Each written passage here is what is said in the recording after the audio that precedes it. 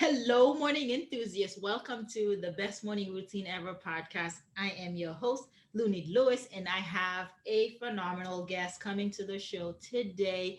And his story is unique. I want to bring to the show today Luke Shankula.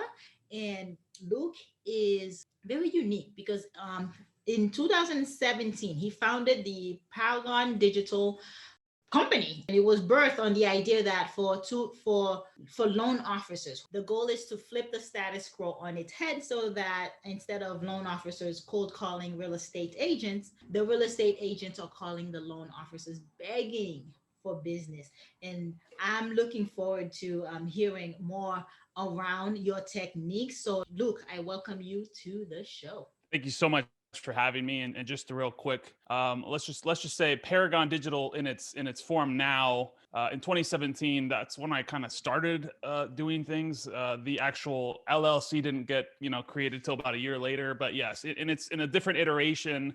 It was created in 2017. That's when I started my business. I Mm-hmm. didn't really make any money for a couple of years, but you know how that goes. Starting a business is not all that easy. And they sell you, especially in the marketing world, they sell you on this whole living on the beach, making 10K a month. So it's funny because when I first got started, I bought this little XPS 13, little tiny laptop as my main computer, thinking like, oh, I'm gonna be traveling all the time, yada yada, like, and that that Take your work with you, and yeah, and then you find that you're busy, you're working longer in the yep, business than you were when you had the 9 to 5 job, right?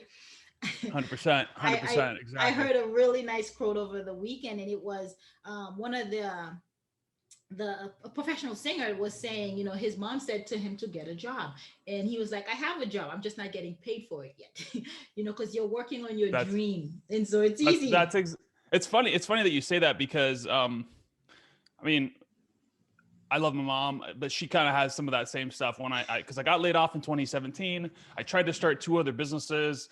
Neither of them really worked. Not that they didn't work, but I didn't actually commit to them because I just didn't like them. And I fell in love with marketing, which is kind of how this all started.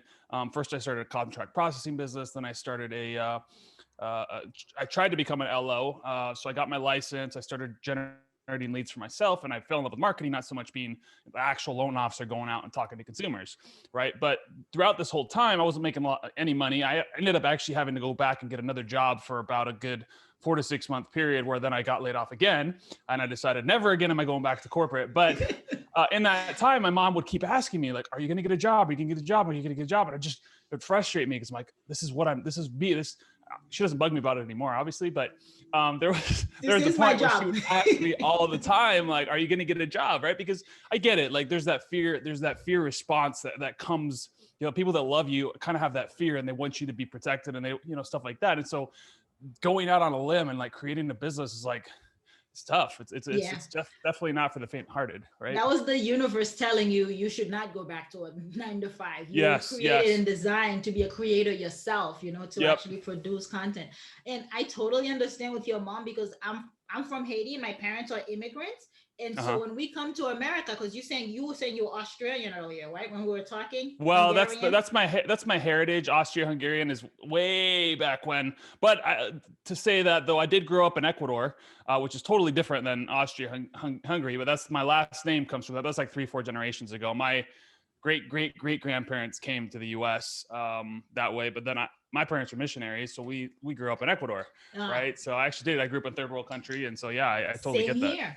They really hone in and drive home this: you need a 9 to 5, you need to Right. work, you need to find job. And yes, it's out of love, but we're not in a third world country, right? We have opportunity where we can actually take control of our life and how we live our life and the purpose that we drive. Because a lot of people are not living in that purposeful life, or Right. identifying it to begin with, and to actually start, because it's so hard, as you mentioned earlier. You're not working on the beach, you don't have time freedom for the first 5 years. You know what I mean? You have Yes. to do what you Yes. need to do. And so it gets misconception, confusing, for people to start their own business. So I want you to share with us a little bit about that transition for you, right? Going from the 9 to 5, losing your job, and actually starting the Paragon Yeah. Digital. And my wife probably would think, in retrospect, like obviously, hindsight's 2020. So now she can see kind of what the vision I had. But back then, like, she's like, what is this guy doing all day? Like we're going into massive amounts of debt. Like, well, first off, I got laid off and I got like a pretty decent sized severance in 2017 in January, right? Then a couple months later, we got our tax return, so we had a little bit of a cushion. But come November, and I still like was struggling. I had made a couple $1,000s here and there. I'd get a client, I'd lose a client, I'd get a client, I'd lose a client. So I basically wasn't making. And I live in San Diego. We Me have a too. mortgage. Like, oh, not awesome, yeah. So it's expensive here, right? Yeah. and so it's like it's crazy because we have a mortgage, we have all these other expenses because I worked as an account executive. We made decent money, my wife made money, and so it was like we were accustomed to this lifestyle, and all of a sudden it was like I was making nothing. And so she's probably thinking I'm crazy. I'm going into debt. We're not making any money. I'm buying these courses. I ended up buying a course in like December that was like $10,000, and I didn't tell her about it at first. And then I like kind of broke down crying like halfway through, and I was like, I got to tell you, this is like hanging over my head. Yep. And it was because I was just so. I had this vision that there was another life, there was freedom, there was because really what I got into it, right, was for, like you mentioned, time freedom was one of them. Time freedom, location freedom, and monetary freedom, right? Yeah. Those three things, to be able to take my family to travel, to be able to do all these things. So now we're reaping the benefits of that, because one of the things I get is we run ads a lot, and so obviously we use credit cards for those. We got a bunch of credit card points, so I hardly have to pay for travel anymore, and we get to travel all over the place for pretty much free. And it's funny just because that was what I wanted at the beginning, but seeing that was hard for anybody else other than me, right? Because I saw the vision, I saw what I wanted, but to like my parents, my wife, like she always supported me and she never really kind of asked me that. But and I also kind of hid some of the things, like we were going into a ton of debt and stuff like that to start the business, because I was honestly, I was embarrassed. I was embarrassed that I felt like a failure and these things. It was like I wanted to be the, again, I want to be the man of the house. It was like providing for her, and Yeah. I was failing at that. And there was a hard, very, very hard time there. And actually, I built up the business in February of 2019, had my best month ever. 6 weeks later, I lost probably 80% of my entire business. I almost threw in the towel right there, but decided, you know what, this can't happen. And I continued to rebuild, and here we are. We're working with a good amount of people, but it's a rough journey, right? And so so many times people are like, oh, I want to start a business, all these things, and they don't realize that there's. And I saw a really good, actually on TikTok, I saw a video via TikTok that talked about, it was a guy talking about sort of the success curve, right? And so it talks about like, oh, this is a great idea. You start here, you're all emotions are high. This is a great idea. I'm going to do that. Oh, this is pretty hard. And you're like, man, I'm not going to do this. And this is called the valley of despair down here at the bottom, right? So it's almost like a U-shaped curve. And so what people will do is they'll say, oh, this sounds great. This sounds great. Oh, drop shipping. That sounds great. Let me do that. Boom. And then they go, all right, this is kind of hard. And they're like, oh man, I'm never going to work. Oh, let's do this. I'm going to start an agency, right?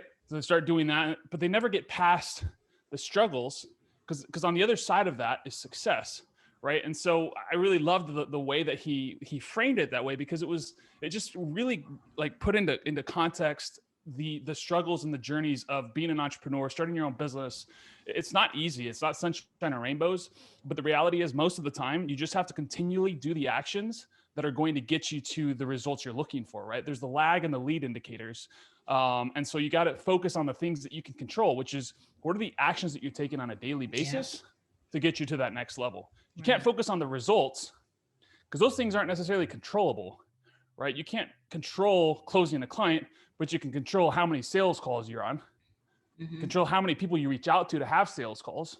Yeah. Right. And so you have to focus on the things that you can control. And over time, those things start to, they just start to sort of get better. You get better at sales, you get better at whatever things that you're trying to accomplish. And over time, you grow as a person, and you're able to kind of hit those goals that you're looking for. But if you focus on those goals, you're going to feel like a failure the whole time. Right. And another good quote is, you see, what was it? Someone talked about the concept of ABZ. You want to see Z, which is the end goal, but you're on step A. You're only going to look at B. Z is only like, you don't think about C, D, E, F, G. all you focus on is here's Z is the goal. I'm focused on B, right? It's just like, how can you, what's that next day? Every single day, get up and do the work, do the things that you need to, even if it's not always right. Because a Yeah. lot of times, I don't think I was doing the right things. But every single day I woke up and I tried to do something that would move my business forward, right? Yeah. And even in the dip, right? The curve that you mentioned, it really is what true entrepreneurship is about, because a lot of people on Instagram, on social media, portray it as to be this luxurious lifestyle, but they don't talk about the ugliness about it. Yep. Entrepreneurship is ugly because, as you saw when you first started, it brings out all your insecurities all at once. Yeah. I want to be a provider. I'm not providing. We're running into debt, and we're running out of money. All this stuff happens. I myself, right before getting married, I got into so much debt just trying to invest, elevate all my income into the business, because you have one goal. It's only one plan. That's Right. plan Right. A. You wouldn't, as an entrepreneur, you don't have a plan B.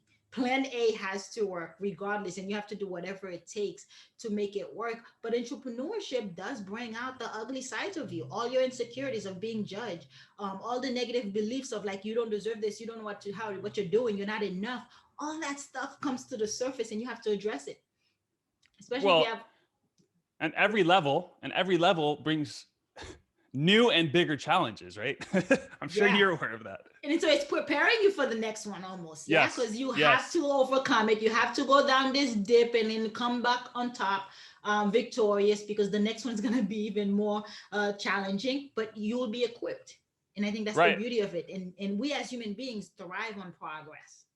Well, yeah, and one of an affirmation that I use quite a bit is, you know, problems are an opportunity to grow, right? And every time I look back at these bad events, these times when I, almost lost my business, I almost partnered with someone that would have been a total disaster. I had some issues with a mentor. All these different things that happened were all in retrospect now is like these were all growth points for me. And if Mm-hmm. these things hadn't happened, right, if I hadn't got laid off at the very beginning, and if I hadn't worked for such a bad company, right, like I worked for a very tumultuous company that was always having issues. Yeah, Maybe if I had worked for like a Disney or someone that I love to work with, maybe you'd stay. I never would have been an entrepreneur, right? I would have Right. stayed there. And so the fact is, like, having a bad company that I worked for, and and then getting laid off, and then trying to start my own thing, and having a taste of the freedom, and having, because I always thought I wanted to be a CEO, but I always thought I needed to do it the traditional way. I just hit my Mm-hmm. mic.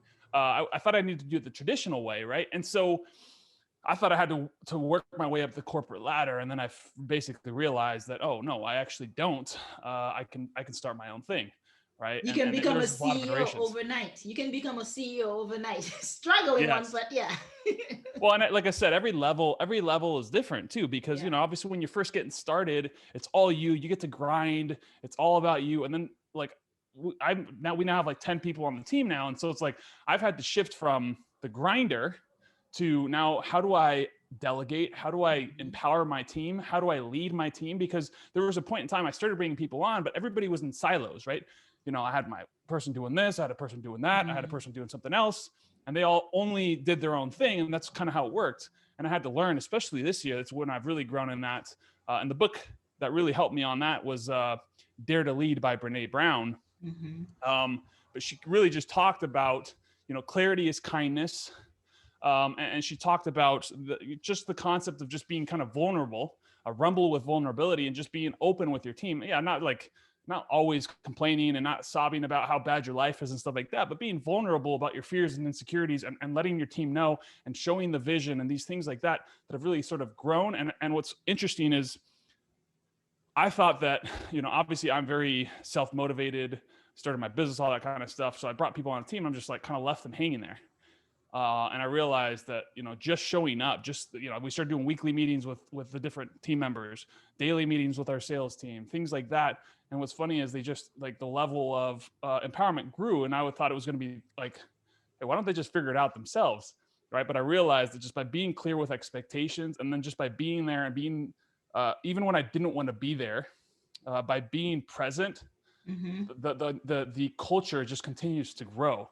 The more I come and show up, Mm-hmm. Even if I'm not showing up, maybe I just show up, even if I don't have a perfect structure. We've had to structure our meetings in a way that makes more sense. But I was just like, I need to do one thing right, which is just show up. Just show up Right. for the team, show them that you're here for them. And so that's been the next sort of evolution, right? And there's, again, now you have bigger problems. At the beginning, it was you had to deal with yourself. Oh man, I'm in debt. What if I can pay my bills? All of a sudden, you're like, man, I got to pay my team. Like they're depending on me, right? Like that's a whole nother level, you know what I mean? But again, all of these other struggles had to happen for, people want success overnight. They're like, oh, overnight success. The reality is if you get that, most of the time people lose it. If you get Right. success too quickly, generally you'll lose it because Mm-hmm. you're not prepared for what that next level is going to bring to you. Yeah, no, absolutely. And I love the piece about the leadership. That every new level brings its own evil or its own blessing, I guess you Right. can put it, Yeah. because we're more on the optimistic side of things. Yeah. Yeah. But tell us a little bit about how you were able to integrate that leadership as you evolve, as you grow, how to build that, how to cultivate that within your organization. Now you have 10 of you, but you mentioned the showing up to the meetings. What are Yeah. some of the things that you did? That was the biggest things that because I was trying to start a little call center. I had my sales team, and what I was doing is I wasn't showing up and helping them. I had you talked about insecurities, things like that. I had some imposter syndrome showing up, right? I Mhm. didn't feel like I had the tools and the skills necessary to grow those. Like I had the vision, but I didn't. I don't know in my head, and so there were certain things that broke the beliefs in my head. I'll talk on one story specifically to the sales team. Um, I don't consider myself a closer. I mean, I've sold a lot of people over the last 3 years, but I wouldn't consider myself like a closer, right? Like, I'm okay at sales. I'd probably give myself a 6 or 7, but I'm definitely not. That doesn't get me sort of revved up, right? A lot of salespeople, that's like what they love it, Yeah. and so it really drains me. And so that's just kind of in my head. I'm like, oh, I'm not a salesperson. That was the story I was telling myself, right? Yeah. And so I was like, because of that, I thought I couldn't train my team on how to convert better, on how to, and what's funny is what broke the belief is we finally started just reviewing calls, our qualifying calls, our demos, things like that. And man, I just broke it down for them. I was able to give so much feedback and like, man, I love this. This gave me so much clarity. We totally shift away. And it's interesting because now they're selling more, but also they're selling the clients better, right? Like, and what I mean by that is they're setting the right expectations on the front end versus just trying to get anybody would say yes to come on board because I really want to work with people that we think we can help versus just Hmm. everybody, Yeah. right? And so they've sold them on the expectations on a much higher level. And so but it was crazy because that broke the beliefs around this whole idea that I don't have the value to bring to that team, right? And that was because I just decided to show up relentlessly and like not and consistently, right? And that's one of the things Brene talks about too. Is just all these different things showing up, being aware, like being aware of your own things. And one thing she talks about is time awareness too, right? Like a lot of times visionaries don't have a very good grip on time, right? We Hmm. want everything to happen yesterday, right? And so being realistic with time frames and things that it's important to not drive your team into a frenzy because you're like, I want this all built yesterday. It's like you have to understand there's patience, there's the long game. You're building something special, and that's what's been a big shift for me this year. Really, like the last 6 months has been because I hate slowing down, right? And so the last 6 months we've been building out the systems and infrastructure to grow and scale at a level that we can still continue to serve our clients at the highest level, right? Instead of for the first 6 months of the year we grew a lot, but then a lot of things started breaking there and that, and I just got into this really bad mindset of, man, I just felt like we're going to fail all the time. And really over the last 3 to 6 months, it's just been a big shift into, growing as a leader, delegating a lot of the things and just getting it out of my head because I had so much in my head. I finally hired an operations manager. I finally got a tech person, like these different things that I was just holding on to, like almost like a control thing. Yeah. And by empowering the team and releasing some of that, it released a lot of like the tension and stress and anxieties as well. But also it allowed the team to show up and they're like all empowered and pumped up. It's a strange feeling. Yeah. It's weird to have people that rely on you, to be Yeah. honest. Yeah. And then you get to focus on what you're good at, your genius Right. zone, which is the digital, the piece of it, right? The actual content, the service that you do Right. The deliver. ideas, the vision, exactly. And that's the thing is like I'm able to to just dump ideas on my ops manager, and she just will get on calls, and she just the whole time taking notes. She has like pages and pages and pages and pages of notes of all the things that I want to do, because like I'm great at the ideas piece, like I'm great at the vision. This is how I want to move it forward. But when it comes to the actual execution and follow through and finishing a project, I'd say I'm like, a 5 out of 10, right? I do You're okay. every I do okay. entrepreneur. You're a Right. I do serial okay. entrepreneur. I start it, and then I get like 80% done, and then I'll think of something else and I'll do that, and then I'll forget. So now I have someone that's like, we literally have our whole year planned out, what we're doing in each quarter, what our monthly goals are, what our weekly goals are, and we're able to break that out, because my mind thinks in like grand scheme of things, whereas she's able to bring things down to more a specific level that allows us to kind of have both sides working, right? And so that's allowed me a lot more creativity, right? Because that's what Hmm. when you're in the weeds too much for a creative person, it's very hard for them to continue to be creative. And I got stuck in the weeds of just being reactive and being in the business versus growing the business and working on the business, and figuring out Versus. what the next steps are, right? Instead of Hmm. like, oh, let me launch this ad, or let me do these things that are working inside the business that aren't growing, because it was just got stuck in the reactive mode. And so we're just really shifting out of that. And the huge part of that was just learning how to delegate and learn how to be a better leader, right? Hmm. Yeah, putting you to at the 30,000 foot level where you are as the visionary to see the big picture. It really is freeing to delegate. It's really freeing to have the right people in your team that can actually execute, Yeah. and run with your ideas. And so, um, it's for your I love hearing the back end of how businesses are run by successful entrepreneurs, and what Yeah. comes up. We don't talk about that so much. Like, hey, it gets gruesome back here. We had a lot Yeah. of learning, and like we had a lot of failures that takes place, especially trying to be a leader, because in the beginning we had to do everything. We had Yep. to learn it. We had to wear several hats, 20 different hats. And as we grow, we get to farm off some of those tasks, farm off some of those hats. And that's where the freedom starts to happen. It gives you the Right. opportunity to just focus on your genius zone. So Right. tell us a little bit about the service that Paragon Digital does provide. Yeah, so we work with loan officers primarily on Facebook and Instagram. We're sort of rolling out a couple other mediums probably sometime this year, like YouTube, Google, Mm-hmm. things like that. But so we basically help.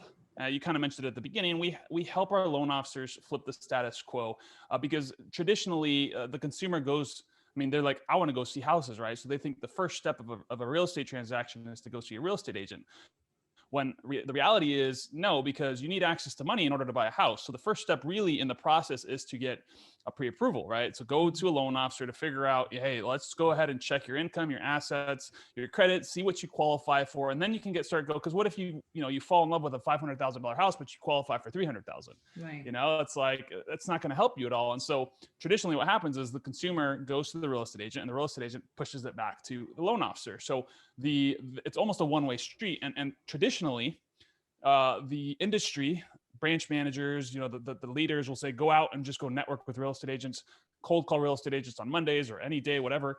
And so that's the traditional sort of approach. And so what we're trying to do is we're trying to help our loan officers get direct to the consumer. So basically, we're getting them in front of consumers so that, one, they can close more deals, so they can kind of build their business by attracting consumers, but Mm-hmm. also so they can use that as leverage to then go out and find realtors, real estate agents, people that are going to refer them business, but they can do it as a two-way street, right? Because Mm-hmm. again, traditionally, usually the flow of business is one way, right? Real estate agents to loan officers.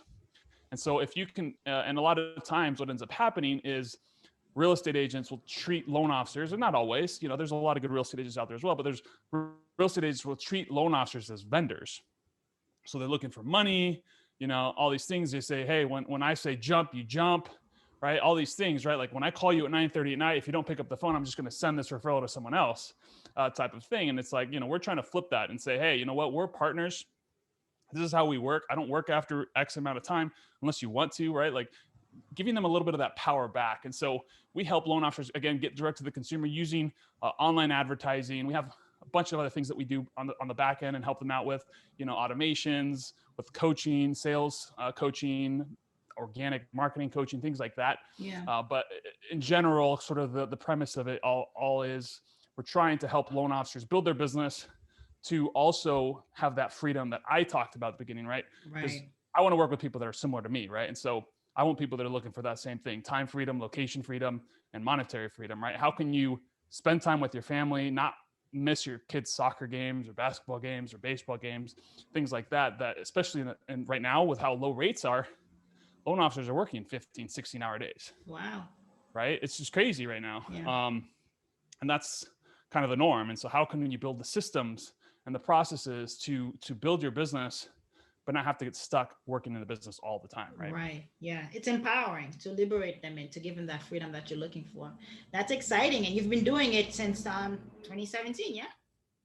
Yeah, I mean, yeah, in different iterations. So we've worked with uh really the last about maybe about 14 months we've done strictly loan officers. We used to work with real estate agents. We worked with some other niches, back when we were just trying to get money from anywhere, right? It was just we just needed to have some income, some revenue coming in the door. But I realized right around December of last year that in order to go to become sort of a dominate one space, we needed to have clarity and focus, right? And so we decided to go all in on working with loan officers, so that we could develop all of the systems exactly for them, right? So like, yeah, you could still, I mean, I would get great results for probably almost any niche that I wanted to, but the reality is we're able to go so much deeper and actually help serve them at such a higher level. And that means that our clients are able to get better results Right. because of that, right? Very nice. So, how do you prepare yourself to show up and provide such great service? How do you get up, dress up, and show up? Tell us about your morning routine. Sure. Yeah. I mean, and so when I'm being consistent with my morning routine, it's interesting because you can tell, you can feel it. And so I don't know why I ever fall off the routines, because when I do, all of a sudden I look back, I'm like, why am I not doing that? That's how I felt great in the mornings, right? And so what I like to do is obviously get up about 5 o'clock, 5:15. Drink some water right Yeah. away. I'd like to say maybe 15, 20 ounces. I don't know. I don't know the exact amount. I just drink a Hydrate. little bit. Yeah, I Yeah. drink as much as I can before I feel sick. And then a lot of times I'll try to do Wim Hof breathing. So obviously when I'm being consistent, I'll do like a Wim Hof breathing, four exercises of that, and then I go to the gym. I try Mm-hmm. to get to the gym around 6 o'clock, 6:15, and do that workout. And on the way to the gym, generally I try to in the morning kind of do like a motivational bath. So I'll listen to some sort of motivational tapes, something like Mm-hmm. that, some sort of positive, just to get me started on the right foot, right? And that generally gives me a very good kind of push into the day. And I love that. And then obviously I come home from the gym. I like to spend a little bit of time with my family, have breakfast, and then come to the office. Generally around 9 o'clock. Yeah. So You just affirmed the morning routine of a successful entrepreneur. Consume what you consume in the morning within the first 10 minutes, set the tone for the rest of it. And right. it's meditation, it's breathing, it's getting in that relaxed state because you're half asleep. You're between theta and alpha, right? You're half asleep and half awake, and the subconscious mind is so receptive to Yep. suggestions. And that's why that audio motivation is very helpful to actually program the mind for what's to come, for who you are trying to be. That affirmation is really really clear on your identity Yep. and what you are going to do for the rest of the day, right? The positive energy and vibe you're going to bring with you. And same thing, Absolutely. exercising is like it's crucial.